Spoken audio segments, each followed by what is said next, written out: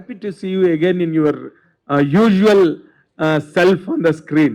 Thank you. Naresh అంటే అల్లరి, అల్లరి అంటే నరేష్ అనే ఒక ముద్ర అది చాలా స్ట్రాంగ్ గా మెయింటైన్ చేయగలిగావు. అది దట్ ఈస్ ది కేస్. తర్వాత again you taken another new lease in career.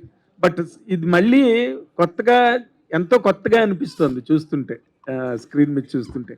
And but as far as your personal experience is concern, అసలు దీన్ని ఎక్స్పెరిమెంట్ చేసేటప్పుడు ఇన్ని సినిమాలు మారిపోయి మళ్ళీ coming back to that same original position, అసలు నీ ఎక్స్పెరిమెంట్ ఎలా అనిపించింది నీకు?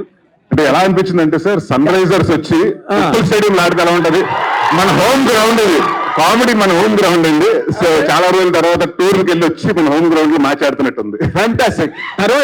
తర్వాత ఈ సినిమా చేసిన తర్వాత, కంప్లీట్ అయిన తర్వాత నీకు దాంట్లోంచి మళ్ళీ ఆ జానర్ నుంచి బయటకు వచ్చి మళ్ళీ ఇంకో సినిమా చెయ్యాలంటే అసలు how will it feels for you Naresh? That is an active thing sir. అంటే స్విచ్ ఆన్ స్విచ్ ఆఫ్ అవ్వాలి. మనం చేసే పాత్రలు, ఒక కామెడీ సినిమా చేస్తుంటే మనం అక్కడ కామెడీ ఎమోట్ చేయాలి. అదే సీరియస్ క్యారెక్టర్ చేసినప్పుడు. So I think as an actor గా 62 సినిమాలు అండి, ఇది 62వ సినిమా. కొడతారు ఇంకా ఇప్పుడు కూడా నేను అలాగే. So it's been an experience అండి. అంటే ఇట్స్ బీన్ లర్నింగ్ ఎక్స్పీరియన్స్. నేను చాలా మంది పెద్ద పెద్ద డైరెక్టర్స్ దగ్గర చేశాను, బాపు గారు, విశ్వనాథ్ గారు, ఇలాంటి వాళ్ళ దగ్గర చాలా నేర్చుకున్నానండి. So it's become an easy thing అండి for me. What I believe is actor should be switch off switch on అండి.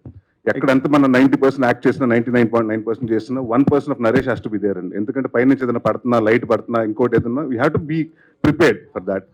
సో అంతనే జీవించేయని చెప్తానండి. నేను జీవించను కానీ ఎక్కడో న్యాచురల్ గా ఉంటాను, మొత్తం ట్రై చేస్తాను. అదే. తర్వాత ఈ ట్రైలర్ ఇప్పుడు చూస్తున్న దాంట్లో ఎక్కడో ఒక చోట ఒక చిన్న సీరియస్ టచ్ కనిపించింది.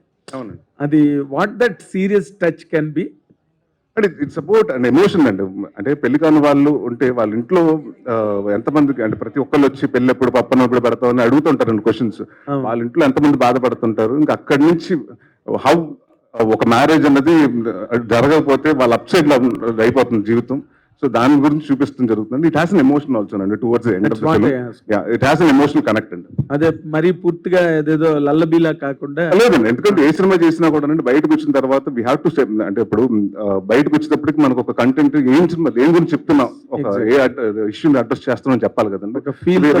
లైక్ దీంట్లో కూడా ఒక చిన్న సీరియస్ ఇష్యూని అడ్రస్ చేయడం జరుగుతుందండి. చాలా మందికి అది ఇప్పటికీ తెలియదు. అది అంటే బాగుంటుంది, పెళ్లి అనే దాని మీద ఎంత మోసాలు జరుగుతున్నాయి అన్నది కొంచెం చూపిద్దాం, అది కామెడీ విధంగా చూపిద్దామని చేయడం జరిగింది. All the very best. Thank you. Good luck. Thank you.